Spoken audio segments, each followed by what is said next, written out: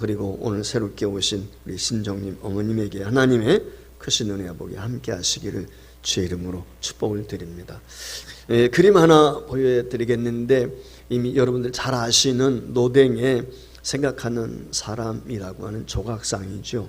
이 조각상에는 그 명제가 하나 붙어 있습니다. 이 턱을 개고 깊은 사색에 잠겨 있는 남자의 모습인데, 저 조각상에 보면은 우리가 잘 알 수 없는 불란서 말로 되어 있는지 어쩐지 모르겠지만은 지옥문 앞에서 이런 글이 거기에 새겨져 있습니다. 이 지옥문 앞에서라고 하는 글귀가 새겨진 이유는 뭐냐면, 단테라고 하는 사람이 쓴 시곡이 있는데 그게 신곡이라는 책이 있습니다. 그 신곡에 보면은 지옥에 대한 이야기가 있거든요. 그 지옥문 앞에, 그 신곡에 나오는 지옥문 앞에 세우는 그런 조각상이라고 합니다. 사실 이제 어떻게 보면은 제목이 이 지옥문 앞에서 생각하는 모습이거든요. 사실 엄격히 말하면은 좀 어폐가 있다, 그런 생각이 들어요. 왜냐하면은 이미 지옥문까지 왔다면 이미 끝난 거거든요. 인생의 이제 마지막인데 끝난 건데, 그 이전에 예수를 믿어야 되는데 그렇지 않고 지옥문까지 왔다면 그 지옥에 들어가는 것밖에 없잖아요. 그러니까 사실은 그 지옥문 앞에서가 아니라 멀리 있을 때 좀 우리 자신을 돌아보고 생각해야 되지 않겠는가, 이런 생각을 갖죠. 우리가 살면서 이 코로나19 시대에 어려움이 많이 있지만 모든 사람들이 두려워하는 것 중에 하나가 뭐냐면 죽음이죠. 죽음 앞에 믿는 사람이든 믿지 않는 사람이든 두렵지 않은 사람은 없을 거예요. 다 죽음은 너나 할 것 없이 남녀노소 누구나 두려워하게 돼 있습니다. 이 죽음이라고 하는 것, 즉 이 말의 의미는 뭐냐면 인생에게 종점이 있단 말이죠.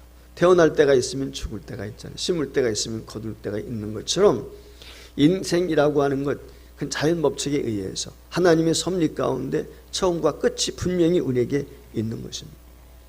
이 노댕이 만든 이 조각상, 생각하는 사람을 통해서 우리 스스로 한번 깊이 생각해 보았으면 좋겠습니다. 만에 하나 지옥문 앞에서 라고 하는 이 글귀대로 지옥이 있다면 우리가 어떻게 해야 될 것인가? 지옥이 지금 내 앞에 있다면 어떻게 그 지옥에 들어가지 않을 수 있을까? 오늘 우리가 다 생각해 봐야 되라고 생각합니다. 이 땅에서 우리가 눈에 보이지 않기 때문에 천국이 있는지 지옥이 있는지 믿지 않는 사람들은 잘 모르죠. 믿는 성도들이 확신을 하고 있지만 만에 지옥이 있고 천국이 분명히 우리 앞에 있다고 하면은 이건 장난이 아니잖아요. 심각한 문제 아니겠습니까? 그럼 어떻게 하면 천국에 가고 어떻게 하면 지옥 가는가? 이걸 우리가 심각하게 생각지 않을 수가 없거든요. 그러니까 그 지옥문 앞에 섰을 때 그때는 이미 늦단 말이에요. 그 이전에 천국이 있고 지옥이 있다는 걸 우리가 깨달아야 되는 것이죠. 그게 중요한 것이죠. 오늘 여기 성경 말씀에 보면은 죽음에 대한 생각을 전혀 해보지 못했던 부자에 대한 이야기가 나오고 있습니다. 이 부자가 농사를 지었어요. 오늘날로 말하면 사업을 했어요. 근데 수입이 너무 좋은 거예요. 풍년을 맞이했어요. 그래서 자기 집에 있는 곳간에다가 가득가득 물건들을 저장을 했습니다. 곡식들을 다 저장을 했어요. 그런데도 불구하고 너무 넘치게 수확을 거뒀기 때문에 부족한 거예요. 그래서 곳간을 다시 더 지었습니다. 그리고 자기가 수확한 모든 것을 그 창고에다가 다 들여놓게 되었죠. 얼마나 뿌듯하겠습니까? 저도 어릴 때 시골에서 자라봤기 때문에 이 수확을 거둘 때 농부들의 표정을 익히 알 수가 있어요. 풍년이었으니까 이건 엄청난 풍년이었거든요. 그러니까 이 농부 입장에서는 너무 좋아했겠죠. 기분이 좋았겠죠. 피곤한 줄 몰랐을 거예요. 그리고 나서 모든 마무리한 후에 그날 저녁에 잠자리에 듭니다. 잠자리에 들기 전에 그가 본인 스스로에게 이렇게 위로를 합니다. 내가 내 영혼에게 이르되 영혼아 여러 해 쓸 물건을 많이 쌓아두었으니 평안히 씻고 먹고 마시고 즐거워자 하리라. 당연하지요. 애써 수고했습니다. 많은 수확을 거두었습니다. 아마 너나 할 것 없이 그래 너 수고해서 이제 편히 먹고 쉬자. 아마 어쩌면 이건 인지상정이라고 생각이 듭니다. 그런데 하나님의 생각은 달랐습니다. 하나님께서 그렇게 말씀하십니다. 하나님은 이르시되 어리석은 자여 오늘 밤에 내 영혼을 도로 찾으리니 그러면 내 준비한 것이 누구의 것이 되겠느냐. 그래서 오늘 여기 말씀에 보면은 이 농부를 향해서 어리석다 그렇게 이야기하고 있어요. 왜 이 농부가 어리석은 사람인가? 왜 하나님께서 어리석다고 했을까? 이 이유를 우리가 알아야 되겠죠. 이 어리석은 사람 그 이유가 어디에 있는지, 신불신을 떠나서 이 사람이 왜 어리석다고 하나님이 말씀하는지 그 진리를 알아야 돼. 첫 번째, 이 부자를 향해서 어리석다라고 한 이유는 다른 데 있지 않습니다. 지금 자기가 가득가득 창고에 쌓아오는 그것이 자신의 것이 아닌 걸 몰랐단 말이에요. 즉 달리 말하면 모든 것이 내 것인 줄 알고 착각하고 살았다. 이 부자의 문제가 여기에 있어요. 여러분, 사람이 돈이 많으면 평안하고 심지어 자신의 영안까지도 평안할 줄 아는 것이 그 어쩌면 인간이에요. 그런데 스스로 한번 돌아봤으면 좋겠어요. 요즘에 그런 생각을 좀 합니다. 정치인들, 경제인들, 그들의 얼굴 모습 표정을 보면서 정말 저들이 행복할까? 이런 생각을 한번 가져봐요. 요즘에 국정감사가 있지 않습니까? 싸움판이죠. 네, 싸움판. 뭐 여야 할 것 없이 고위직에 있는 장관들을 비롯해서 인상들을 팍팍 쓰고 있죠. 나라와 민족과 백성들을 위한다고 하는데 누구를 위한 것인가 하는 생각이 들 때도 많이 있어요. 재벌 총수들 보세요. 언제 웃는 모습으로, 환한 모습으로, 밝은 모습으로 우리들 앞에 나타난 적이 있습니까? 다 심각하죠, 언제든지. 그렇지 않습니까? 그런 모습들을 보면서 정말 저분들은 웃지 못하는 사람들인가? 이런 생각을 제 나름대로 가져봤어요. 정말 행복할까? 기쁨이 있을까? 이런 생각을 가져봤거든요. 오늘 성경 말씀에 보면 이 부자가 가득가득 자기를 위해서 물건을 저장해 놓고 그렇게 이야기합니다. 내가 많이 쌓아두었으니. 오늘 여기 강조하기는 내가 많이 수확했으니 그 말이에요. 내가 많이 돈을 벌었으니 그 얘기죠. 이젠 됐다는 거예요. 이젠 안심해도 된다는 거예요. 내가 그동안 애쓰고 수고해서 이만큼 부를 축적했고 이만큼 권력을 누리게 되었고 이만큼 위치에 오게 되었는데 이제는 됐다. 한마디로 그 얘기거든요. 앞으로는 내가 평안히 누리며 살아야 되겠다. 지금까지 애써 수고해 돈 모으느라고 노력했고 출세하기 위해서 그냥 앞뒤 가리지 않고 달려오느라 애쓰고 수고했는데 이제 이만큼 내가 지위에 올랐으니까 이 정도 내가 소유했으니까 이제 내가 편히 쉬고 이제 즐길 거 즐기고 이렇게 살아야 되겠다. 한마디로 그 얘기거든요. 얼마 전까지만 해도 우리 주변을 시끄럽게 했던 것이죠. 라임과 여러분 아시는 것처럼 옵티머스 자산운용사라는 게 있었죠. 아마 돈 좀 벌어보겠다고 거기에 투자했던 사람들이 많이 있었을 거예요. 그동안 모아가지고 열심히 모아서 투자했을 거예요. 그런데 한날 한순간에 그만 사기에 넘어가 버렸어요. 다 날려버렸단 말이죠. 이런 여러 가지 일들을 보면서 제 나름대로는 그런 생각을 한번 가져봐요. IMF 때도 우리가 힘들고 어려움이 있었지만 요즘에 진행되어지는 이런 모습들을 보면서 야, 내 것이 과연 뭐가 있지? 이런 생각. 여러분, 은행에서 그런 게 있죠. 은행이 부도날 수도 있단 말이죠. 아니, 어떻게 은행이 부도나는가? 이런 생각을 갖는데 실제 세계적인 은행들도 보도가 나고 IMF 때도 우리 마찬가지였잖아요. 구조조정되고 막. 그래서 예금보험공사라는 데가 있잖아요. 내가 저축해 놨을 때 일반 시중은행에서 얼마까지는 보장을 해주지만 그 이상은 만약에 은행이 부도가 나면 보상을 받지 못하게 되죠. 책임을 안 져준단 말이에요. 다 잃어버리는 거죠. 그런 생각을 한번 해봐요. 야, 진짜 내 것이 있나? 그러다가 문득 제가 느낀 게 뭐냐면 우리가 사는 모든 것은 내가 빌려 쓰고 있구나. 이런 생각이 들었어요. 여러분, 우리가 돈 내지 않고 자유롭게 마시고 있는 공기, 우리 한번 생각해 보세요. 내 것 아니잖아요, 사실. 이 공기가 말이죠. 조금만 이 산소 안에, 산소가 이 공기 안에서 산소의 양이 조금만 높아지면 어떻게 돼요? 그럼 불나버려요. 지구가 불타버린단 말이죠. 근데 산소양이 조금만 줄어들면 어떻게 돼요? 다 질식해서 죽어요. 근데 내가 이거 돈 내지 않고 마음대로 이 빌려 쓰는 거예요. 가만히 보니까 시간도 그렇고 건강도 그렇고 실제는 모든 것들이 내 것이 아니라 내가 빌려 쓰고 있구나. 이런 생각을 문득 하게 되었습니다. 저와 여러분이 생각해야 될 것이 있습니다. 내 것이 없다면 그 어떤 것도 내 것이 되지 못한다면 어떻게 해야 될까? 그런 생각. 여기 우리에게 필요한 것이 있는데 그게 뭐냐면 믿음입니다. 신앙입니다.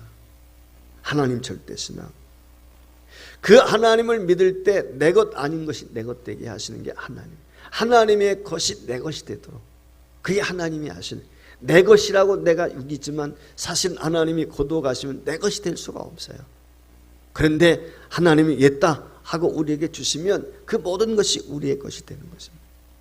주님이 일찍이 그런 말씀을 하셨어요. 너희를 위하여 보물을 땅에 쌓아두지 말라. 거기는 좀과 도둑이 구멍을 뚫고 도둑질하느니라. 오직 너희 보물을 어디에 쌓아두라고 그랬어요? 하늘에 쌓아두라고 그랬어요. 그 이유가 있습니다. 하늘에 쌓아두게 될 때 거기는 좀이나 동록이 해하지 못하며 도둑이 구멍을 뚫지도 못하고 도둑질도 못한다. 이 말의 의미는 뭐냐면 안전하다. 그렇게 이야기하고 세상의 것은 언제 잃어버릴지 알 수가 없단 말이에요. 그런데 하나님께 쌓아놓으면 그것은 완벽하다. 잃어버리지 않는다. 그러니까 우리 믿는 성도들이 선한 일을 하고 하나님의 나라와 의를 위해서 수고하게 그것이 쌓는 것인데 그게 안전하다. 존 웨슬레라고 하는 유명한 목사님이 계십니다. 감리교 창시자지요. 요한 웨슬레와 존 웨슬레가 이 영국의 영적인 각성을 일으키면서 메소디스트 운동, 즉 이 감리교가 거기서 출생을 하게 되었는데 이 목사님이 어느 날 설교를 합니다. 그 설교하시면서 이런 설교를 하셨어요. 첫째, 우리는 돈 많이 벌어야 됩니다. 그랬어요. 그랬더니 그 예배에 참여한 성도들이 고개를 끄덕끄덕합니다. 그 중에 한 형제가 얼굴에 미소를 띠면서 그래 맞아 하면서 큰 은혜를 받습니다. 계속해서 이 목사님이 두 번째, 우리는 돈을 많이 벌되 전략하고 저축해야 됩니다. 맞는 얘기죠.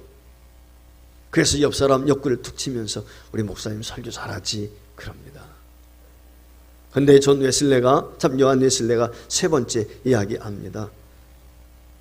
우리는 그렇게 벌어모은 돈을 잘 써야 됩니다. 선용해야 됩니다. 그랬어요. 그랬더니 이 사람이 조금 전까지 고개 끄덕거리니 마음에 남는 한 사람이 쯧쯧쯧 하면서 말이죠. 하는 얘기가 오늘 아까운 설교 망쳤네 그랬다는 거예요. 이게 무슨 얘기냐면은 나를 위해서 자기 자신을 위해서 돈을 벌고 썬노와 같이 열심히 모아놓는데 나를 위해서 쓰는 건 괜찮아. 선용하라, 잘 써라. 그게 마음의 부담이 돼요. 즉 이 말의 의미는 뭐예요? 내가 물질을 내려놓는다는 것이 쉽지가 않아요.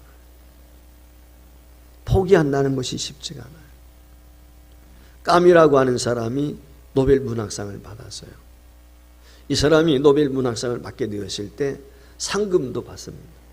이 노벨상을 받게 되면 상금이 꽤 많습니다. 아마 몇십억 되는 줄 알고 있는데요, 지금.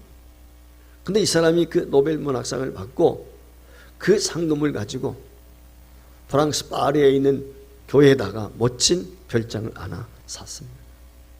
그리고는 시간 나면 그 별장에 가서 시간을 갖는 거죠.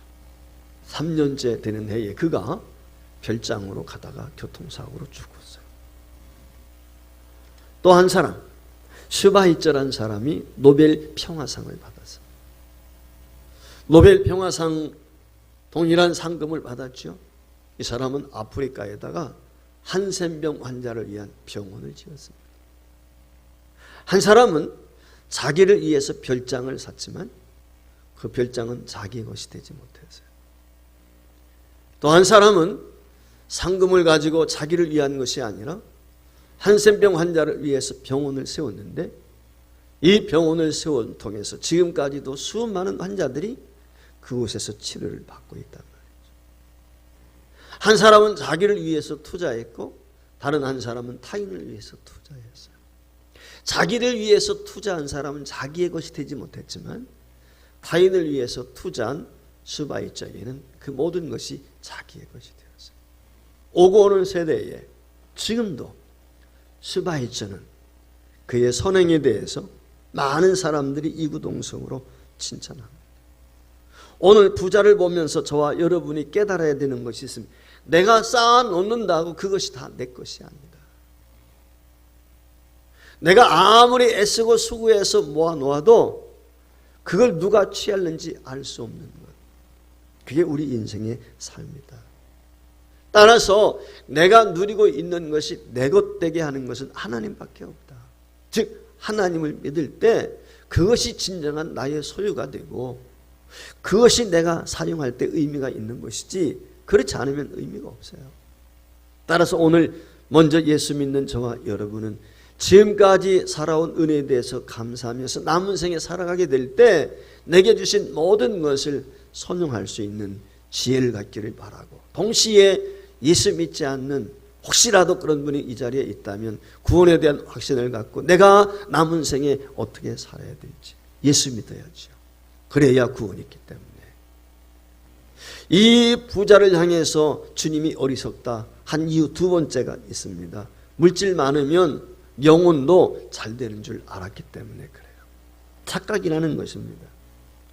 달리 말하면 돈이 많으면 행복하냐 라고 하는 거예요. 여러분 어떻게 생각하십니까? 돈 많으면 행복한 것입니까? 대다수의 많은 사람들은 그렇게 생각을 하죠. 근데 우리 주변에 보면 어떻습니까? 돈 많은 가정에요, 싸움 날 때도 많고요. 그렇지 않습니까? 훨씬 더 불행한 가정들도 많아요. 미국의 레스터 대학의 심리학자인 에드리언 화이트라고 하는 교수가 세계 행복 지도라고 하는 논문을 썼어요. 수년 전에 이 책을 썼는데 이 에드리언 화이트 교수가 국가나 개인의 소득과 상관없이 자신이 행복하다고 느끼는 행복지수, 얼마만큼 자신이 행복하다고 느끼는가 국가별로 이걸 조사를 했어요. 그랬더니 200여 개의 국가 가운데서 남태평양에 있는 바누아투라고 하는 조그만 섬나라가 있는데 이 바누아투에 살고 있는 사람들이 가장 행복하다. 1등을 차지했어요. 1등. 이 바누아투라고 하는 국가가 얼마의 국민 소득을 가지고 있느냐? 1인당 3,000불. 근데 이것을 조사했을 때 우리나라에 3만 불에서 3만 불. 그러니까 우리가 10배가 돈이 많은 거예요. 10배가. 그런데 우리나라는 행복지수가 몇 위로 나왔느냐? 200여 국가에서 102등을 했습니다. 102등. 딱 중간에 해서 중간. 돈이 많아요. 잘 살아요. 그렇다고 행복한 것이 아니라는 거예요. 자, 여러분, 우리가 도시지에 살고 있는데 도시 사람이 행복할까요? 시골 사람이 행복할까요? 어떤 사람이 더 행복지수가 높을 것 같습니까? 대한민국에서 행복지수를 조사해 봤더니 도시 사람보다는 시골 사람이 더 행복하다. 통계적으로 그게 나와 있습니다. 그래서 이 화이트 교수의 분석처럼 돈이 많다고 상대적으로 행복한 것이 아니라는 것입니다. 그런데 오늘 대다수의 많은 사람들은 그렇게 생각을 하지요. 돈을 쫓는 이유가 어디 있습니까? 부를 축적할 이유가 어디 있어요? 우리가 행복하기 위해서. 더 잘 살아봐야 되겠다는 이유는 행복 때문이죠. 그런데 실상은 그렇지 않다. 돈이 많다고 해서 행복한 것이 아니다 라고 하는 거예요. 오늘 여기 본문 말씀에 보면 이 부자의 생각도 역시 마찬가지입니다. 자기가 모든 것을 많이 축적을 해놨으니까 자기 영혼이 편해진다는 말은 행복할 것으로 착각했어요. 그런데 그날 저녁에 하나님이 그의 생명을 거두어 가셨다는 거예요. 여러분, 돈이 있다고 행복하고 영혼까지도 평안한 것이 아니다. 모든 영광과 부귀를 다 누렸던 솔로몬이라는 사람이 마지막 날에 그런 얘기를 했어요. 헛되고 헛되니 모든 것이 헛되다. 솔로몬만큼 부귀 영화를 경험했던 사람이 어디에 있겠어요? 그런데 그의 결론은 이 모든 것이 헛되다 라고 이야기를 했습니다. 진정한 평안은 어디에 있습니까? 예수 안에 있습니다. 하나님께 있는 것입니다. 1851년 11월 달 미국의 메릴랜드 주에 살고 있는 한 농부가 미국 재무부로 편지를 썼습니다. 그리고는 요청을 한 가지 하게 되었는데 그것이 뭐냐면 미국에서 발행하는 모든 화폐에다가 이 글자를 새겨 넣었으면 좋겠습니다 라고 하는 것입니다. 그것은 In God we trust. 우린 하나님을 믿습니다. 청교도 신앙인들에 의해서 미국이 개척이 되어지고 아메리카 대륙이 오늘날과 같은 미합중국이 되었지 않습니까? 그래서 이 청교도들의 신앙을 바탕으로 해서 우리는 하나님을 믿습니다. 이렇게 달러에다가 돈에다가 새겨달라는 거였어요. 그 문제를 가지고 13년 동안 미국 의회가 논의를 했습니다. 그리고 마침내 1864년 13년이 지난 후에 미국에서 발행되어지는 모든, 우리나라로 말하면 한국은행이 되겠죠. 미국 중앙은행에서 돈을 발행하게 될 때 거기에다가 글귀를 새겨 넣었어요. 우리는 하나님을 믿습니다. 자, 영어가 국제 공용어입니다. 어느 나라 가든지 영어 사용하면 통한다. 마찬가지로 무역을 하게 될 때 어느 나라 가든지 물건을 사고 팔 수 있는 돈이 하나 있어요. 그게 달러죠. 그게 미국 돈이란 말이죠. 전 세계적으로 통용이 되는 거예요. 그래서 우리나라 달러가 보유 얼마 하고 있느냐, 이게 중요한 거예요. 달러가. 그래서 그 달러를 가지고 물건을 사오기도 하고 팔기도 하고 대금 받고 결제한단 말이죠. 한국 돈으로 하는 게 아니란 말이에요. 외국과 교역할 때는.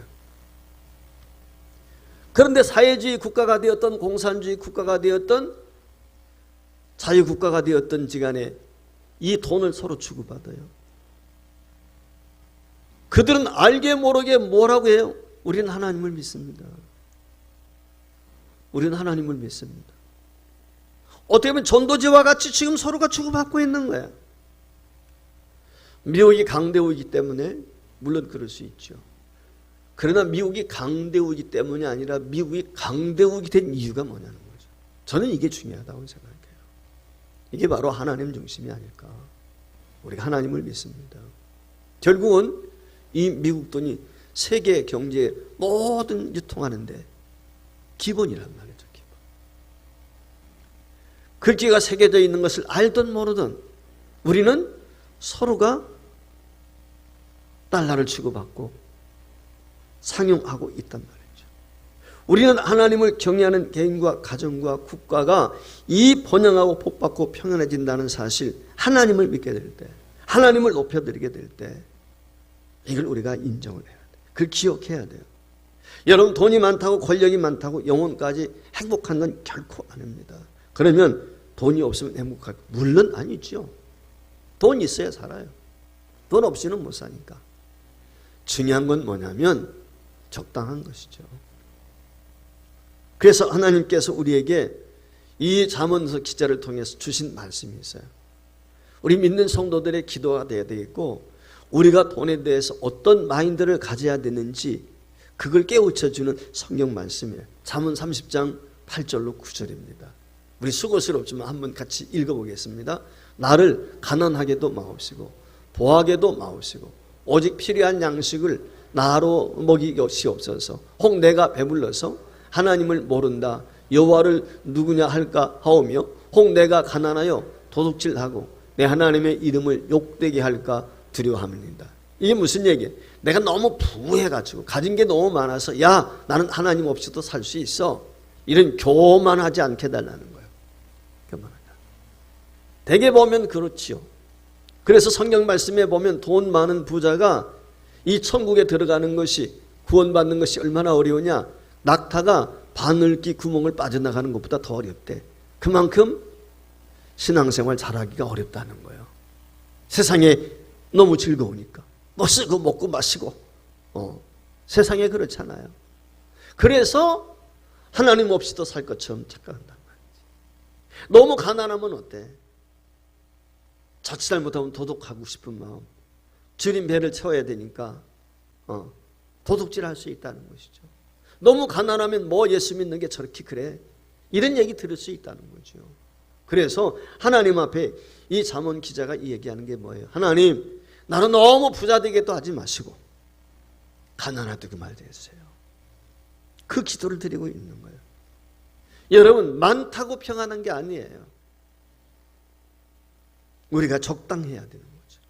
내 안에 참된 평안, 내 영혼이 평안할 수 있는 것, 그건 돈에 있는 게 아니라 결국 무엇에 있다? 하나님께 있다. 예수를 믿는 저와 여러분, 이 평안이 있게 되길 주의 이름으로 축복하고, 이 예수 그리스도로 인해서 여러분에게 참된 평안이 충만할 수 있기를 주의 이름으로 축원합니다.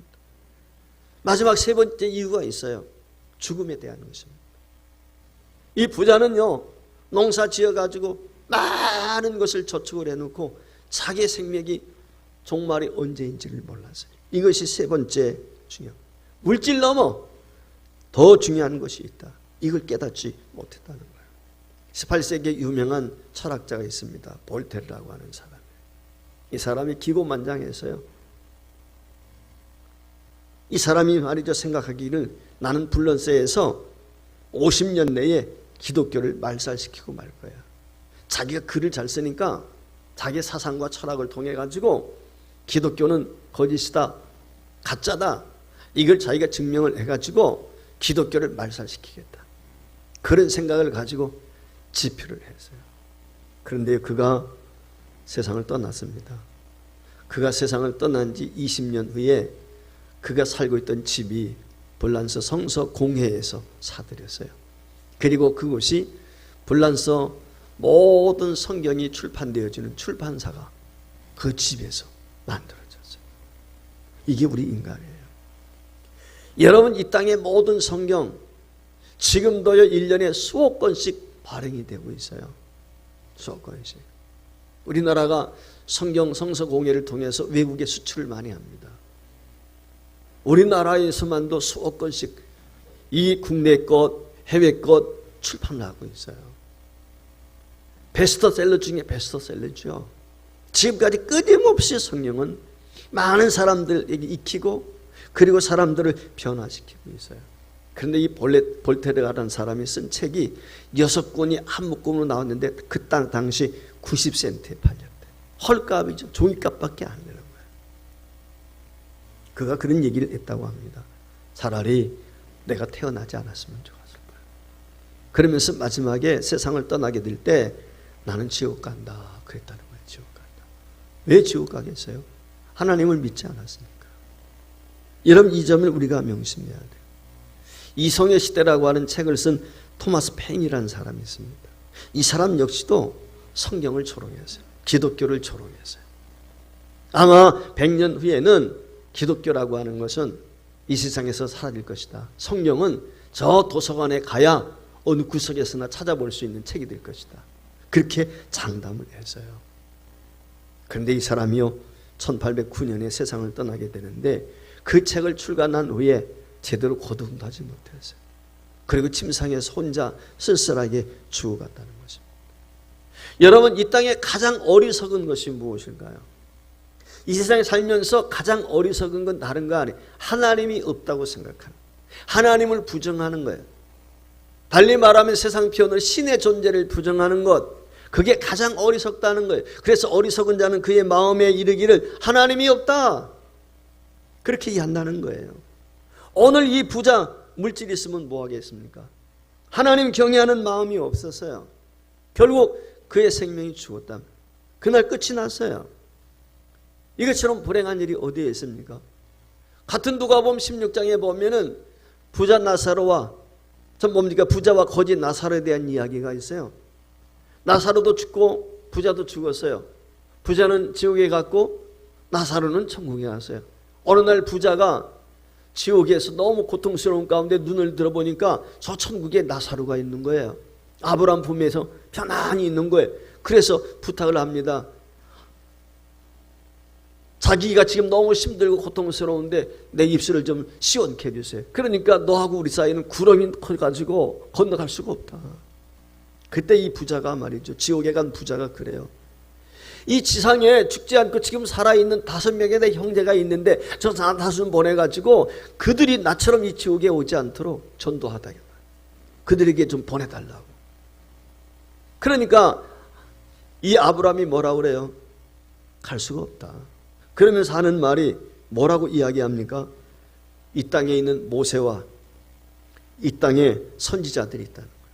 이 땅에는 예수 믿는 저와 여러분이 있다는 거예요. 저와 여러분이 복음을 전하게 될 때 그 복음을 받아들여야지, 그 복음을 받지 않으면 어떻게 된다? 심판이 있다는 거예요. 죽어가지고 살아나왔다고 그래서 예수 믿는 게 아니에요. 무슨 기적을 본다고 예수 믿는 게 아니란 말이에요. 오늘 저와 여러분이 복음을 전해야 될 이유는 우리가 복음을 전하지 않으면 이 땅에 살고 있는 사람이 복음을 들을 수가 없어요. 죽으면 그것으로 끝이란 말이지. 그래서 복음을 전해야 되는 것이고, 이 땅에 살고 있는 사람들이 복음을 받아들여야 될 이유는 죽으면 복음을 들을 기회가 없는 거예요. 마지막인 거예요, 그것이. 이 땅에서가. 그렇기 때문에 우리가 복음을 전해야 되는 것이고, 그리고 믿지 않는 사람들은 복음을 들어야 될 이유가 있는 것이죠. 오늘 신정님 어머님 나오셨는데 잘 나오셨습니다. 꼭 예수님을 구주로 영접하시고 천국 가는 주의 백성 되었으면 좋겠습니다. 그렇게 되길 주의 이름으로 축복합니다. 여러분, 기회는 늘 있는 게 아니란 말이에요. 언제 어떤 일을 만날는지 예측할 수 없는 것이 우리 인간이란 말이에요. 성경에 보면 히브리서 9장 27절에 그렇게 우리에게 말씀하고 있지 않습니까? 한 번 죽는 것은 사람에게 정하신 것이다. 그 위에는 심판이 있다. 성경이 우리에게 분명히 말씀을 하고 있습니다. 1962년 세계적인 연인 한 사람이 세상을 떠나게 되지요. 마릴린 먼로라고 하는 사람이에요. 46세로 세상을 등지게 되죠. 그가 자살을 했어요. 문 남성들의 로망이었고 전 세계적으로 얼마나 인기가 많았습니까? 그런데 그가 유서를 쓰기를 나의 인생은 파장하여 문 닫은 해수욕장과 같다 그랬어요. 나의 인생은 파장해서 문 닫은 해수욕장. 여러분, 문 닫힌 여름에 그 화려했던 그 많은 사람들이 나와가지고 해수욕을 즐기던 그 해안가, 그런데 파장하게 되면 얼마나 쓸쓸합니까? 자기 인생이 그런 거예요. 나이가 많은 것도 아니에요. 모든 부와 귀를 다 누렸던 경험했던 사람이에요. 근데 결국은 자살로 생을 마감하고 말았어요. 그의 첫 번째 남편이었던 조 디마지오가 이 마릴린 먼로의 죽음에 대해서 이렇게 평을 했습니다. 그녀는 세상적인 삶에 필요한 모든 것을 가졌지만 무엇을 위하여 사는가는 목적은 가지지 못했다. 내가 무엇을 위해 살아야지? 내가 왜 살아야지? 답을 얻지 못한 거예요. 오늘 우리에게 제일 중요한 건 내가 왜 살아야 되는가? 무엇을 위해서 살아야 되는가? 여러분, 우리가 이 땅에서 살다 끝나는 것이 우리 인생이라면 얼마나 허무합니까? 우리는 영원한 세상이 있어요. 하나님의 나라, 영원한 세상이 있단 말이에요. 예수를 믿으면 영원한 세상이 있지만 예수를 믿지 않으면 영원한 형벌, 지옥이 있는 것이에요. 성경이 그렇게 우리에게 말씀하고 있어요. 이게 중요한 거죠. 가난하냐 부하냐 이게 중요한 게 아니고 사실은 살아있음이 감사한 것이고, 동시에 더 나아가서 저와 여러분이 예수 안에서 천국을 소망하고 있다는 것이 얼마나 감사한지 몰라요. 대한민국은요 자살공화국이라고 합니다. 하루에도 37명이 자살을 합니다. OECD 국가 중에서 제1등입니다. 부족해서 그렇습니까? 저는 그렇지 않다고 생각해요. 그만큼 우리 마음이 피폐해져 있는 것입니다. 조 디마디오의 얘기처럼 무엇을 위해서 살아야 되는지, 왜 살아야 되는지 삶에 대한 목적이 분명하지 못하기 때문에 오늘 우리에게 중요한 건 지금까지 살아온 우리의 삶을 반추해 보면서 남은 생에 내가 무엇을 위해서 어떻게 살아야 될 것인가. 예수 안에 계신 우리 사는 소부 성도 여러분들, 아무쪼록 믿음의 쥐 온전케 하신 예수님 단단히 붙들고 천국 가는 그날까지 승리할 수 있기를 바라고, 혹시 의심하는 자들이 있다면 확신에 거할 수 있기를 바라고, 처음 교회에 나오신 분들은 이 예수 그리스도만이 길이요 진리요 생명이 되신다는 것을 확신하고 예수 믿는 은혜가 복이 있기를 주의 이름으로 축복합니다.